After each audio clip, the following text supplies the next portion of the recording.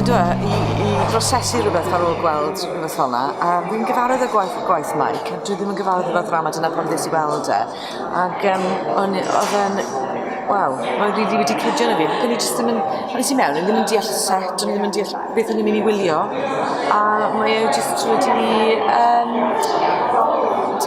ti'n darganfod wrth i ti fynd trwyddo fe, wedyn pan o'n i'n edrych ar y set, wedyn o'n i'n deall pam oedd e fel yna, cos oedd jyst yn rhywbeth oedd wedi taro fi wrth mynd mewn, pam set fel un. So ie, ac o'n i ddim yn sylweddoli pam o'r ddwys oedd y stori, a colled nhw, a camddealltwriaeth, a perthynas nhw, a marwolaeth, mae lot o beth yn fe, i feddwl amdano fe. Ond ie, sy'n ni'n mwynhau. The characters are really strong and it's a good tale. It's just a good tale. Very evocative. I like the hill, being on the side of the hill with them. It felt like it was unfolding for the first time, and we were witnesses to it. But God knows what the truth is. Who knows what the truth is?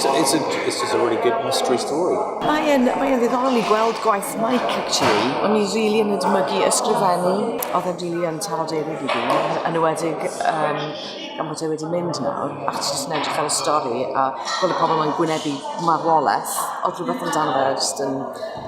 Oedd yn ddwys iawn. Ie, oedd y diweddglo'n rili pwerus. Wel, beth allai weid, dwi'n wedi gweld drama debyg i ddilnod. A mae'n meddwl bydde Poffins, gyda fe ni'r teip na drama ddifod. Neu wedi meddwl, oedd e yn tueddu ffordd oedd e. Ni falch dod wedi cael ei llwyfan. Mae yna gymaint i feddwl amdano fe. Oedd hi'n amser gyda chi i ddadansoddi fel oedd y ddrama mynd ymlaen, achos oedd pob gair, oedd pob brawddeg yn bwysig. Oedd bobl na chi, ydych chi'n colli rhywbeth, ydych chi'n meddwl am beth oedd wedi cael ei wneud. Mae lot i feddwl amdano fe yn y ddrama.